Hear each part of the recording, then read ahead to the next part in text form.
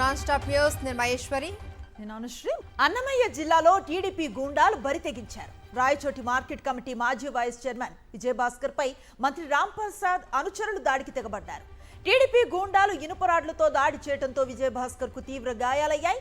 తలకు చేయికి బలమైన గాయాలు, తీవ్ర రక్తస్రావంతో కుప్పకూలిపోయారు విజయభాస్కర్. ఆయన్ను కుటుంబ సభ్యుల ఆసుపత్రిలో చేర్పించారు. అన్నమయ్య జిల్లాతో పాటు మాజీ సీఎం వైఎస్ జగన్ పై మంత్రి రాంప్రసాద్ రెడ్డి చేసిన వ్యాఖ్యలకు కౌంటర్ ఇస్తూ మీడియా నోట్ను విడుదల చేశారు విజయభాస్కర్. దీన్ని జీర్ణించుకోలేని మంత్రి రాంప్రసాద్ రెడ్డి అనుచరులు మూకుమ్మడిగా విజయభాస్కర్ పై దాడికి దిగారు.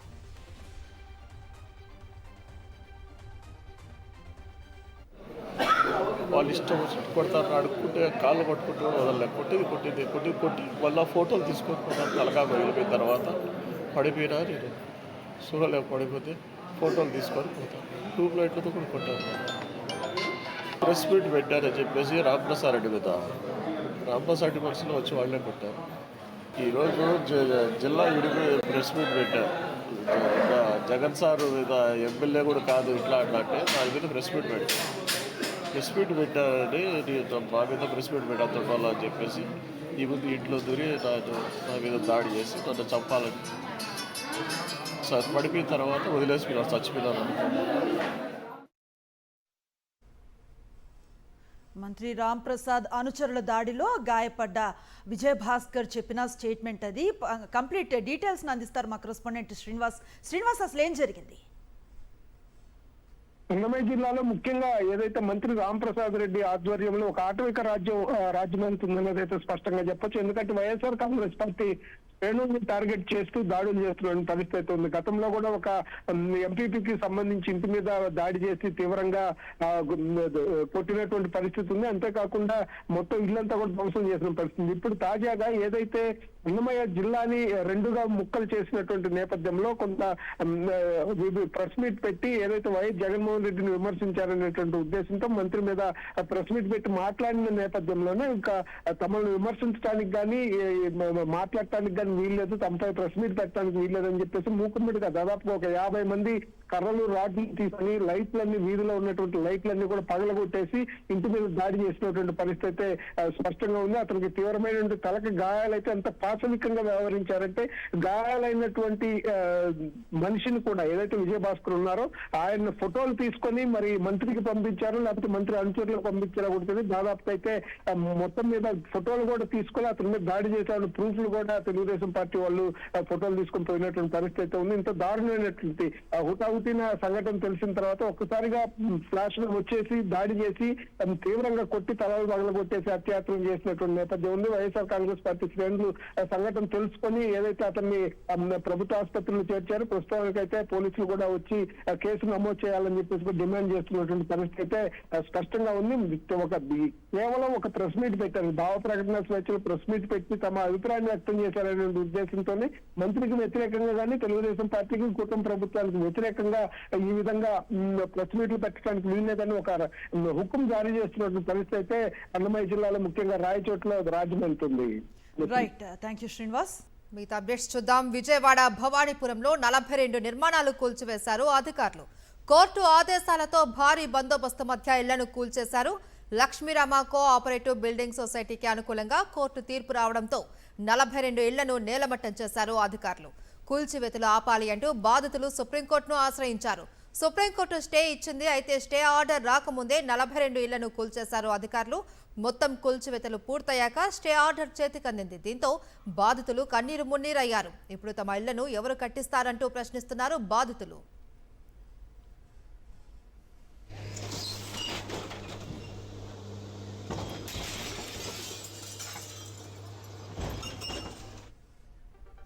భవానీపురంలో బాధితుల ఆందోళన కొనసాగుతుంది. రోడ్డుపై బైఠాయించి ఆందోళన చేస్తున్నారు వారు. న్యాయం చేయాలంటూ కొందరు ఆత్మహత్యాయత్నం చేశారు. పరిస్థితి ఉద్రిక్తంగా మారడంతో పోలీసులు రంగప్రవేశం చేశారు. ఆందోళనకారులను అడ్డుకున్నారు. ఈ క్రమంలో పోలీసులతో వాగ్వాదానికి దిగారు బాధిత కుటుంబాలు.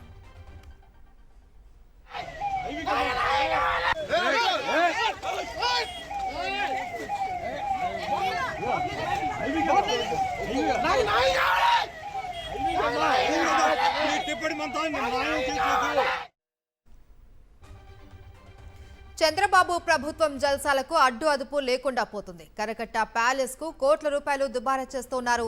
ఆర్భాటాల కోసం 16 నెలల్లోనే 3.72 కోట్లు ఖర్చు చేశారు. సీఎం చంద్రబాబు ఢిల్లీ నివాసానికి 95 లక్షలు ఖర్చు చేశారు. 2014-19 మధ్య తన నివాసాలు, ఫామ్ హౌస్లకు కోట్లు ఖర్చు చేశారు చంద్రబాబు. ఆఫీసులు, నివాసాలు, గెస్ట్ హౌస్లు, స్పెషల్ ఫ్లైట్లకు 100 కోట్లకు పైగా దుబారా చేశారు. మళ్లీ ఇప్పుడు అదే పంథాను కొనసాగిస్తున్నారు చంద్రబాబు. పవన్, లోకేష్ ఆఫీసులకు భారీ హంగుల కోసం కోట్ల రూపాయల ప్రజాధనం ఖర్చు చేస్తుంది. సిద్ధార్థ లూథ్రాకు 8.62 కోట్ల ప్రభుత్వ నిధులు ఇచ్చారు.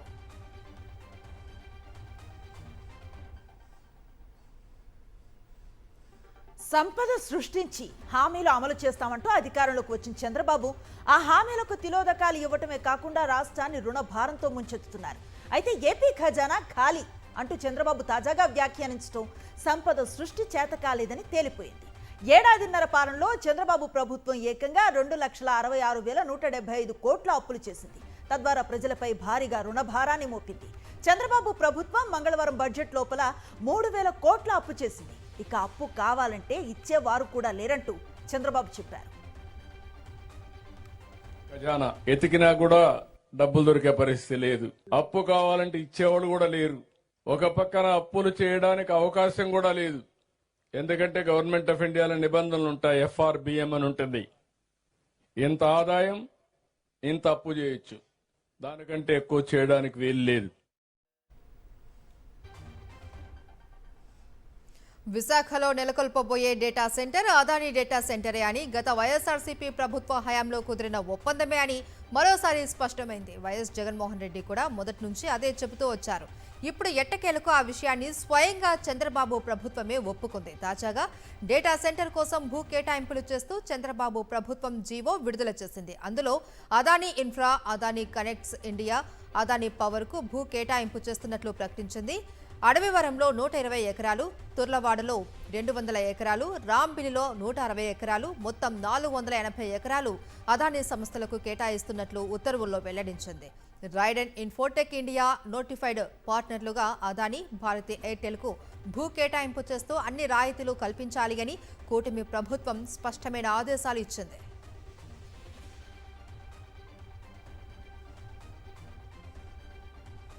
దౌర్జన్యాలను నమ్ముకొని పాలన చేస్తున్న కూటమి ప్రభుత్వం ఎన్ని కుట్రలు చేసినా స్థానిక సంస్థల ఎన్నికల్లో వైఎస్ఆర్సీపీ జెండా ఎగరవేయటం ఖాయమన్నారు కడప ఎంపీ వైఎస్ అవినాష్ రెడ్డి, వైఎస్ఆర్సీపీ రాష్ట్ర ప్రధాన కార్యదర్శి ఎస్వి సతీష్ రెడ్డి. మొన్నటి జెడ్పీటీసీ ఎన్నికల్లో గెలిచే సత్తా లేక పోలీసులను అడ్డుపెట్టుకుని రాజకీయాలు చేశారన్నారు. వైఎస్ఆర్ జిల్లా పులివెందుల నియోజకవర్గ కార్యకర్తల అవగాహన సదస్సులో పార్టీ శ్రేణులకు దిశానిర్దేశం చేశారు అవినాష్ రెడ్డి, సతీష్ రెడ్డి.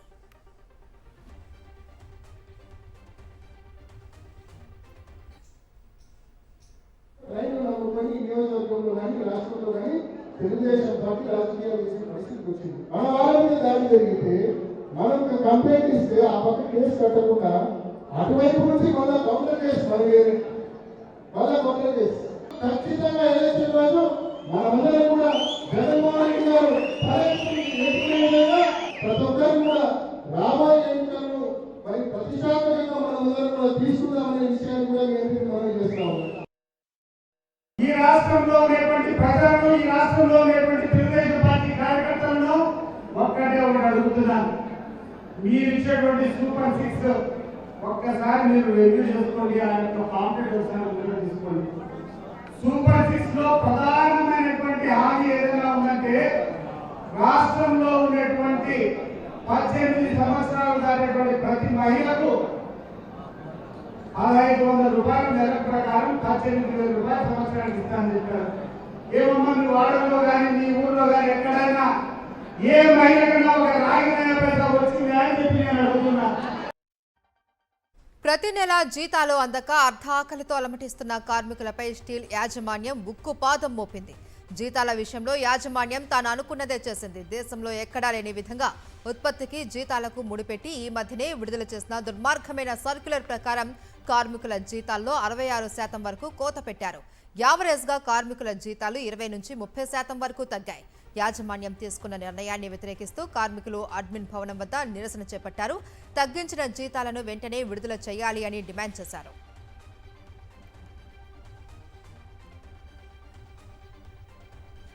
ఏపీలో స్కూళ్లలో రాజకీయ జోక్యం పెరిగేలా ఉన్న పేరెంట్స్ టీచర్స్ మీటింగ్ ఆదేశాలను సవరించాలని వైఎస్ఆర్సీపీ ఎమ్మెల్సీ కల్పలతారెడ్డి డిమాండ్ చేశారు. ఉపాధ్యాయులు విద్యార్థులపై ఇది ఒత్తిడి పెంచేలా ఉందని వెంటనే మార్పులు చేయాలన్నారు. ఇప్పటికే సర్వీస్లో ఉన్న ఉపాధ్యాయులకు టెట్ నిర్వహణపై సుప్రీంకోర్టులో ప్రభుత్వం రివ్యూ పిటిషన్ వేయాలన్నారు. ప్రభుత్వము స్కూల్ ఎడ్యుకేషన్ డిపార్ట్మెంట్ నుంచి మెగా పేరెంట్స్ డే సంబంధించి ఒక జీవోను ఒక సర్క్యులర్ ను తీసుకురావడం జరిగింది. పేరెంట్స్ మీటింగ్ అనేది ఒక తల్లిదండ్రులకు అలాగే విద్యార్థులకు అలాగే ఉపాధ్యాయులకు సంబంధించి ఉండాలి, కానీ ఇది ఓవర్ గా పొలిటికల్ ఇన్వాల్వ్మెంట్ అనే పూర్తిగా ఇక్కడ తెలుస్తోంది. ఢిల్లీలో CM Revanth Reddy deputy CM Bhatti Vikramarka ప్రధాని నరేంద్ర మోదీని కలిశారు. భారత్ ఫ్యూచర్ సిటీలో ఈ నెల 8, 9 తేదీల్లో నిర్వహించే తెలంగాణ రైజింగ్ గ్లోబల్ సమ్మిట్ కు ప్రధాని మోదీని ఆహ్వానించారు. ఈ సందర్భంగా పలు అంశాలపై ప్రధాని మోదీకి సీఎం విజ్ఞప్తి చేశారు. హైదరాబాద్, బెంగళూరు, చెన్నై బుల్లెట్ రైలు ఇవ్వాలి అన్నారు. హైదరాబాద్ మెట్రో రైలు 2వ దశ విస్తరణకు అనుమతి ఇవ్వాలి అని కోరారు. ఇటు సీఎం రేవంత్ రెడ్డి కాంగ్రెస్ అగ్రనేత రాహుల్ గాంధీ, ఎంపీ ప్రియాంక గాంధీలను కూడా కలిశారు. తెలంగాణ రైజింగ్ గ్లోబల్ సమ్మిట్ కు రావాలని ఆహ్వానించారు. భవిష్యత్తులో తెలంగాణ అభివృద్ధి, ఆదాయ వృద్ధి లక్ష్యంగా రూపొందించిన తెలంగాణ రైజింగ్ 2047 విజన్ డాక్యుమెంట్ గురించి వివరించి ఆహ్వాన పత్రికను అందించారు.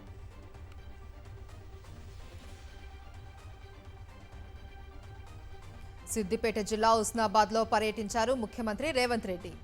262.68 కోట్ల విలువైన అభివృద్ధి పనులకు శ్రీకారం చుట్టారు.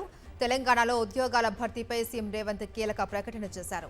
కాంగ్రెస్ అధికారంలోకి వచ్చాక ఇప్పటికే 60,000 ఉద్యోగాలు ఇచ్చాము అని, త్వరలో మరో 40,000 ఉద్యోగాలు ఇస్తామని స్పష్టం చేశారు. రాష్ట్ర ప్రభుత్వంలో 60,000 ప్రభుత్వ ఉద్యోగ ఖాళీలను భర్తీ చేసి ఈ తెలంగాణ ఉద్యమం ఉద్యోగాల కోసమే అన్న సంగతిని ఆనాడు నిరూపించి మొదటి సంవత్సరంలోనే 60,000 ఉద్యోగాలు ఇవ్వడం జరిగింది. తొందరలోనే ఇంకా 40,000 ఉద్యోగాలు ఇచ్చి 2.5 సంవత్సరాలు పూర్తి చేసుకునే లోపల 1,00,000 ఉద్యోగ ప్రభుత్వ ఖాళీలను భర్తీ చేయడం ద్వారా ప్రజల ఆకాంక్షలను నెరవేరుస్తుందని ఈనాడు మనం నిర్ణయాలు తీసుకొని ముందుకు వెళ్తున్నాం. భూములను అమ్మనిదే తెలంగాణ ప్రభుత్వానికి పూట గడవటం లేదన్నారు కేంద్ర మంత్రి కిషన్ రెడ్డి. ముఖ్యమంత్రి రేవంత్ రెడ్డి రాష్ట్ర ప్రయోజనాల కోసం కాకుండా సొంత ప్రయోజనాల కోసం పనిచేస్తున్నారని విమర్శించారు. పారిశ్రామికవేత్తలకు లబ్ధి చేకూర్చడం కోసం హెల్త్ పాలసీని తీసుకువచ్చారని కిషన్ రెడ్డి ఆగ్రహాన్ని వ్యక్తం చేశారు. ముఖ్యమంత్రి గారికి రాష్ట్ర ప్రయోజనాల కంటే తను ముఖ్యమంత్రిగా తన ప్రయోజనాల కోసమే ఆలోచన చేస్తూ ఉన్నారు.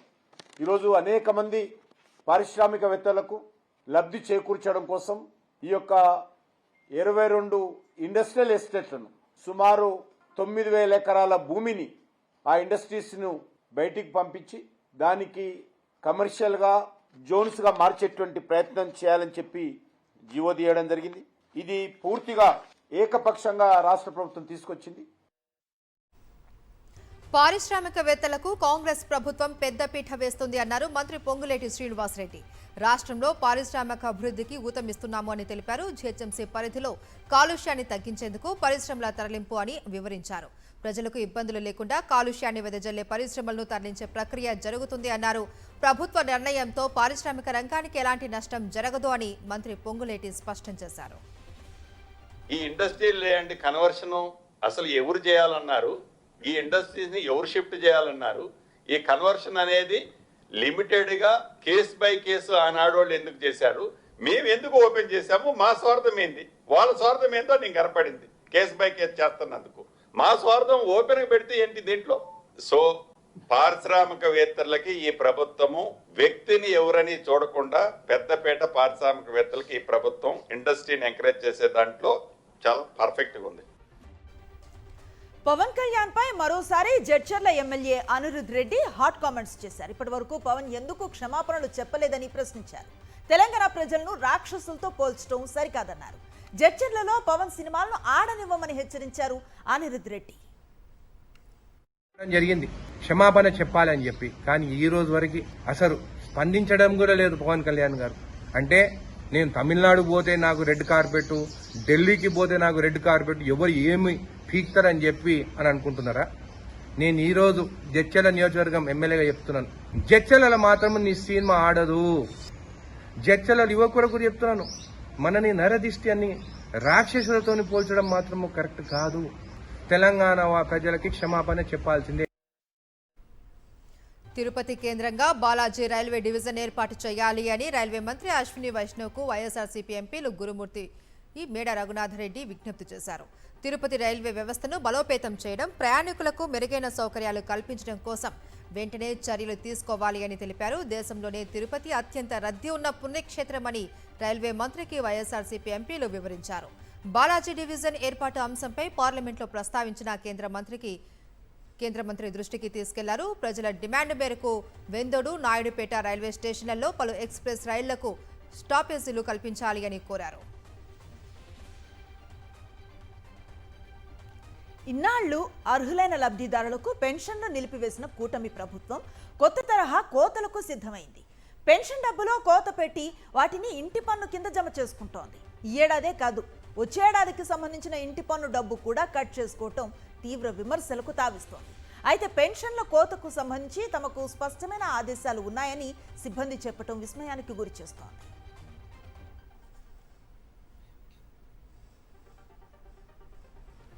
కాకినాడ జిల్లా తుని మండలం లోవకొత్తూరు గ్రామానికి చెందిన లబ్ధిదారుల పెన్షన్లలో కోత పెట్టారు అధికారులు. ఇంటి పన్నులో డబ్బు కట్ చేసుకుని మిగతా డబ్బు పెన్షన్ల కింద ఇచ్చారు. పలువురు లబ్ధిదారులు ఈ విషయమై ప్రశ్నిస్తే తమకు ఉన్నతాధికారుల దగ్గర నుంచి స్పష్టమైన ఆదేశాలు ఉన్నాయని చెప్పుకొచ్చారు. వీడియో ఎందుకు తీస్తున్నారు అంటూ లబ్ధిదారులపై ఆగ్రహం వ్యక్తం చేశాడా ఉద్యోగి. లోవకొత్తూరు గ్రామంలో చాలా మందికి ఇలాగే పెన్షన్లలో కోత పెట్టారు అని లబ్ధిదారులు వాపోతున్నారు.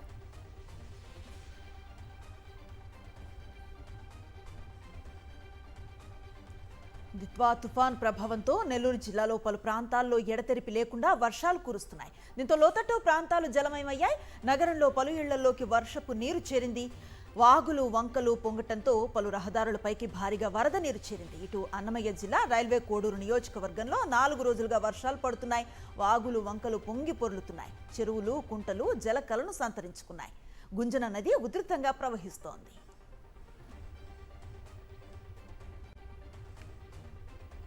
నెల్లూరు జిల్లా వెంకటాచలంలో పర్యటించారు మాజీ మంత్రి కాకాని గోవర్ధన్ రెడ్డి. దిత్వా తుఫాను నేపథ్యంలో జాతీయ రహదారి వద్ద మునిగిపోయిన పంట పొలాలను పరిశీలించారు. గిరిజన కాలనీల్లో పర్యటించి వారి సమస్యలు తెలుసుకున్నారు. తుఫాను హెచ్చరికలు ఉన్నా ప్రభుత్వం ముందు జాగ్రత్త చర్యలు చేపట్టలేదు అని విమర్శించారు. జిల్లా యంత్రాంగం, అధికారులు అలసత్వంతో ప్రజలు తీవ్ర ఇబ్బందులు పడుతూ ఉన్నారని కాకాని గోవర్ధన్ రెడ్డి ఆగ్రహం వ్యక్తం చేశారు. నెల్లూరు జిల్లాకు సంబంధించి జిల్లా యంత్రాంగం, అధికారులు నిమ్మకు నీరెత్తినట్లుగా వ్యవహరించడంతో ఈరోజు ప్రజలు తీవ్రమైనటువంటి కష్టాలు పడేటువంటి పరిస్థితి ఏర్పడింది. జగన్మోహన్ రెడ్డి గారు ముఖ్యమంత్రిగా ఉన్నప్పుడు వీటికి సంబంధించినటువంటి సమీక్ష సమావేశాలు జరిగాయి. ఈ రోజు జరిగినటువంటి నిర్వాకం, ఈ రోజు పాపం ఈ కాలనీలు పర్యటిస్తుంటే ఇళ్లలో నుంచి బయటకు రాలేనటువంటి పరిస్థితిలో ఈరోజు అనేక కుటుంబాలు ఇళ్లకే పరిమితమయ్యాయి. చిన్న కీటకం ఏపీలో డేంజర్ బెల్స్ ను మోగిస్తోంది. Scrub typhus. ఇప్పుడు ఈ వ్యాధి ఉత్తరాంధ్రను కలవరపెడుతోంది. ఉమ్మడి విశాఖ జిల్లాలో చాప కింద నీరులా విస్తరించి ప్రమాద ఘంటికలను మోగిస్తోంది. జనవరి నుంచి ఇప్పటి వరకు 133 మందికి ఈ స్క్రైబ్ టైఫన్ వ్యాధి సోకింది. ప్రస్తుతం కేజీహెచ్లో 3 బాధితులు చికిత్సను పొందుతున్నారు.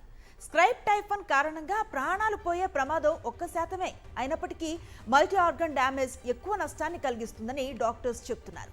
జ్వరం తీవ్రత అధికంగా ఉండే ఏదైనా లక్షణాలు కనిపించినప్పుడు తక్షణమే డాక్టర్ను సంప్రదించాలని వైద్యులు సూచిస్తున్నారు. పల్నాడు జిల్లాలో స్క్రబ్ టైఫస్ కలకలం సృష్టిస్తోంది. ఇప్పటికే ఈ వ్యాధి లక్షణాలతో 2 మృతి చెందారు.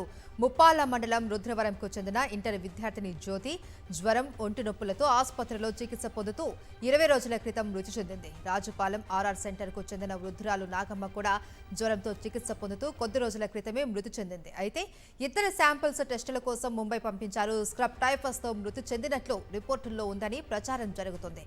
అధికారులు మాత్రం రిపోర్టుల వివరాలు గోప్యంగా ఉంచుతున్నారు.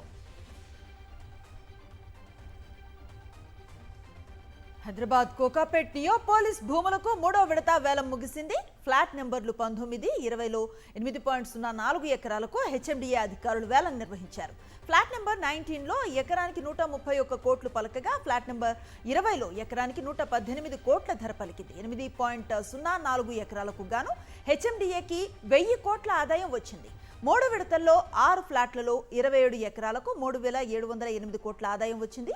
ఈసారి మొత్తం 44 ఎకరాల భూమిని 4 విడతల్లో వేలం వేస్తున్నారు హెచ్ఎండిఏ అధికారులు. డిసెంబర్లో కోకాపేట గోల్డ్ మైల్లోని 2 ఎకరాలు, మూసాపేటలో 15 ఎకరాలకు వేలం వేశారు.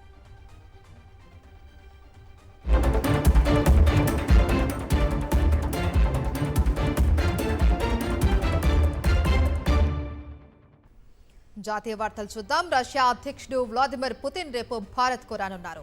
2 రోజుల పాటు ఇండియాలో పర్యటిస్తారు. ఈ సందర్భంగా ప్రధాని నరేంద్ర మోదీ, పుతిన్ ద్వైపాక్షిక చర్చల్లో పాల్గొంటారు. వాణిజ్యం, దక్షిణ రంగాలలో పలు ఒప్పందాలకు శ్రీకారం చుట్టనున్నారు. ఇందులో S-400 క్షిపణి వ్యవస్థలకు సంబంధించి డీల్ కూడా ఉన్నట్లు తెలుస్తుంది. గత 3 ఏళ్లలో భారత్ రష్యా వాణిజ్య బంధం మరింతగా విస్తరించింది. ఇంధనం, పారిశ్రామికం, అంతరిక్షం, ఇతర రంగాలలో ఇప్పటికే ఎన్నో సంయుక్త భాగస్వామ్యాలు ఉన్నాయి.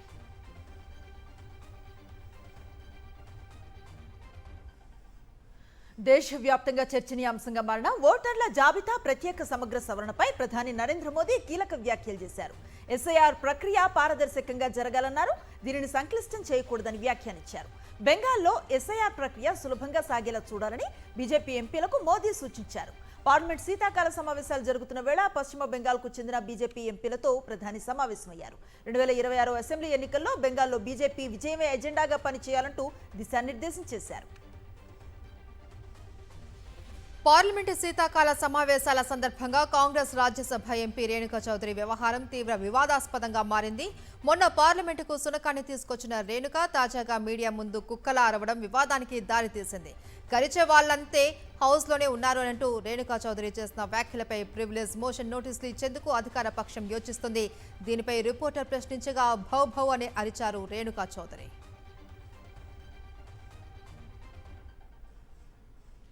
కాంగ్రెస్ ఎంపీ రేణుకా చౌదరిపై బీజేపీ తీవ్ర స్థాయిలో మండిపడింది. పార్లమెంట్ సభ్యులను కించపరిచేలా మాట్లాడారంటూ ధ్వజమెత్తింది. గౌరవప్రద స్థానాల్లో ఉన్న వారిని అవమానించడం కాంగ్రెస్ అలవాటుగా మారిపోయిందన్నారు బీజేపీ ఎంపీ సుధాంశు త్రివేది.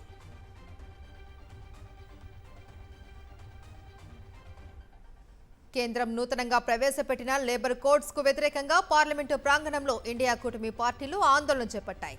కార్పొరేట్లకు అనుకూలంగా తెచ్చిన ఈ కోడ్స్ ను వెంటనే ఉపసంహరించుకోవాలి అని విపక్ష ఎంపీలు డిమాండ్ చేశారు. No to corporate jungle raj yes to labour justice అంటూ భారీ బ్యానర్ ప్రదర్శించారు.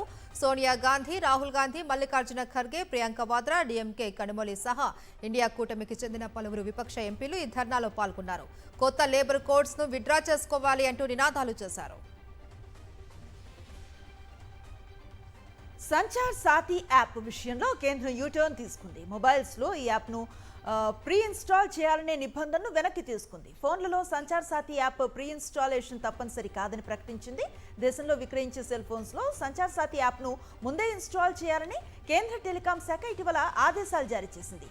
90 రోజుల్లో ఈ రూల్స్ను అమలు చేయాలని ఆదేశించింది. దీనిపై విపక్షాలు తీవ్ర స్థాయిలో అభ్యంతరాన్ని వ్యక్తం చేశాయి. ఇది ఫోన్లపై నిఘా పెట్టడమేనంటూ మండిపడ్డాయి. సంచార్ సాథీ యాప్ మరో పెగసిస్ అని ఆరోపించాయి. దీనిపై క్లారిటీ ఇచ్చిన కేంద్రం ఇష్టం లేకుంటే యాప్ను డిలీట్ చేసుకోవచ్చని తెలిపింది. తాజాగా ప్రీ ఇన్స్టాలేషన్ రూల్ను ఎత్తేసింది. సంచార్ సాథీ యాప్తో నిఘా పెట్టడం అసాధ్యమని కేంద్రం స్పష్టం చేసింది. ఇది సైబర్ సెక్యూరిటీ యాప్ మాత్రమే అని పునరుద్ఘాటించారు కేంద్ర మంత్రి జ్యోతిరాదిత్య సింధియా. లోక్సభ క్వశ్చన్ అవర్లో కాంగ్రెస్ ఎంపీ దీపేంద్ర హుడా అడిగిన ప్రశ్నకు ఆయన సమాధానమిచ్చారు. ఇష్టం లేకపోతే సంచార్ యాప్ను ఫోన్స్ నుంచి డిలీట్ చేసుకోవచ్చు అని తెలిపారు. ఛత్తీస్గఢ్ బీజాపూర్లో మరోసారి భారీ ఎన్కౌంటర్ జరిగింది. ఎన్కౌంటర్లో 12 మంది మావోయిస్టులు ప్రాణాలు కోల్పోయారు. ఎదురు కాల్పుల్లో 3 జవాన్లు కూడా మృతి చెందారు. ఘటనా స్థలంలో భారీగా ఆయుధాలను స్వాధీనం చేసుకున్నారు. భద్రతా బలగాల కూంబింగ్ కొనసాగుతోంది.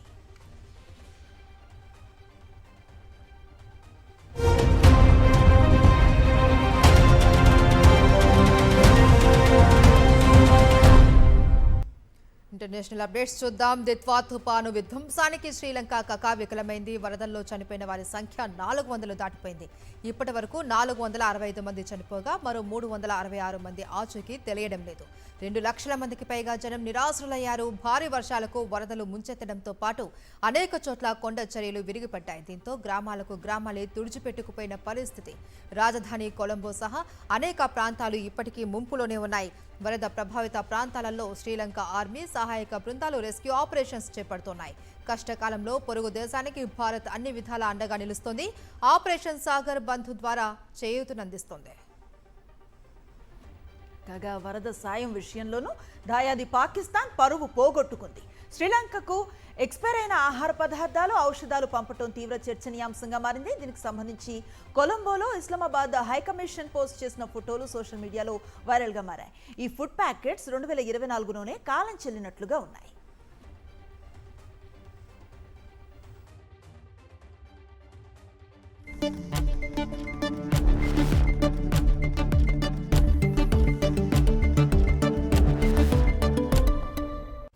Coming to business updates. భారత కరెన్సీ రూపాయి మారకం విలువ రికార్డు స్థాయిలో పతనమైంది. రూపాయి విలువ అమెరికా డాలర్తో పోలిస్తే 90 మార్కును తొలిసారిగా దాటింది. తద్వారా చరిత్రలోనే కనిష్ట స్థాయికి పడిపోయింది. వాస్తవానికి రూపాయి మారకం విలువ రోజు రోజుకు క్షీణిస్తుంది. యుఎస్ డాలర్తో పోలిస్తే చాలా కాలంగా 85 రూపాయలపైనే ట్రేడ్ అవుతున్న రూపాయి ఇవాళ ఉదయం ట్రేడింగ్ సెషన్లో 90.5 రూపాయలకు చేరింది. ఇక మంగళవారం 89 రూపాయల 96 వద్ద సెషన్ ముగించగా బుధవారం మరో 19 పైసలు తగ్గి 90.14కు చేరి ఆల్ టైమ్ కనిష్టానికి చేరింది. వాస్తవానికి గత కొద్ది వారాలుగా రూపాయి భారీగా పతనమవుతుందన్న సంకేతాలు ఉన్నాయి. దీనికి తోడు ప్రపంచవ్యాప్తంగా పెట్టుబడిదారులు భారత మార్కెట్ల నుంచి నిధులను భారీగా ఉపసంహరించుకుంటున్నారు. దేశీయ స్టాక్ మార్కెట్స్ మరోసారి ఫ్లాట్ గా ముగిశాయి. ఆర్బీఐ ఎంపీసీ వేళ ఇన్వెస్టర్స్ ఆచితూచి వ్యవహరించారు. ఈ నెల 5న ఆర్బీఐ వడ్డీ రేట్లపై ప్రకటన చేయనున్న నేపథ్యంలో వరుసగా 4వ రోజు సూచీలకు నష్టాలు తప్పలేదు. ఆఖర్లో కాస్త కొనుగోళ్ల మద్దతు కనిపించినా ప్రయోజనం లేకపోయింది. ఈ క్రమంలో నిఫ్టీ మళ్లీ 26,000 మార్క్ దిగువకు ముగిసింది. సెన్సెక్స్ 31 పాయింట్ల నష్టంతో 85,106 పాయింట్ల వద్ద ముగియగా నిఫ్టీ 46 పాయింట్ల నష్టంతో 25,986 వద్ద స్థిరపడింది. దేశంలో బంగారం, వెండి ధరలు మళ్లీ భగ్గుమన్నాయి. నిన్న కాస్త ఉపశమనం ఇచ్చిన పసిడి ధరలు ఒక్కసారిగా తారుమారయ్యాయి. నిన్నటితో పోలిస్తే ఇవాళ బంగారం, వెండి ధరలు అమాంతం దూసుకెళ్లాయి. 10 గ్రాముల 24 క్యారెట్ల బంగారం 710 రూపాయలు పెరిగి 1,30,580 రూపాయలకు చేరగా 10 గ్రాముల 22 క్యారెట్ల బంగారం ధర 650 రూపాయలు పెరిగి 1,19,700కు చేరింది. ఇక వెండి ధర పెరిగింది. కిలో వెండి 5,000 రూపాయలు పెరిగి 2 లక్షల మార్కును దాటింది.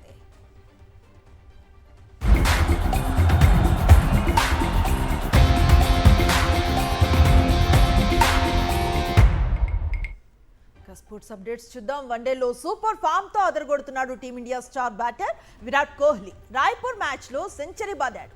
సౌత్ ఆఫ్రికాపై కింగ్ కోహ్లీకి ఇది వరుసగా 2వ శతకం. సఫారీలపై 90 బంతుల్లో సెంచరీ చేశాడు విరాట్. వన్డేలో తనకిది 53వ శతకం కాగా మొత్తంగా 84వ ఇంటర్నేషనల్ 100. శతక్ కొట్టిన కోహ్లీ 102 పరుగుల వద్ద అవుట్ అయ్యాడు. మరోవైపు రుతురాజ్ గైక్వాడ్ కూడా సెంచరీ చేశాడు. రాయ్పూర్ వన్డేలో సౌత్ ఆఫ్రికాపై తొలి సెంచరీతో ఆకట్టుకున్నాడు రుతురాజ్ గైక్వాడ్. దక్షిణాఫ్రికాకు భారత్ 358 పరుగుల భారీ లక్ష్యాన్ని నిర్దేశించింది. భారీ లక్ష్య ఛేదనలో సౌత్ ఆఫ్రికా నిలకడగా ఆడుతోంది. టీమిండియా ప్లేయర్ మోహిత్ శర్మ క్రికెట్కు వీడ్కోలు పలికారు. అన్ని ఫార్మాట్స్ నుంచి వైదొలుగుతున్నట్లుగా ప్రకటించారు. 2015లో చివరిసారి అతడు భారత జట్టు తరపున ఆడారు. మీడియం పేసర్ అయిన ఈ బౌలర్ 26 వన్డేల్లో 31 వికెట్లు, 8 టీ20లో 6 వికెట్లను పడగొట్టారు. ఐపీఎల్లో మోహిత్ చెన్నై, ఢిల్లీ, గుజరాత్, పంజాబ్ జట్లకు ప్రాతినిధ్యం వహించారు. ఇవి non stop 9 PM news details.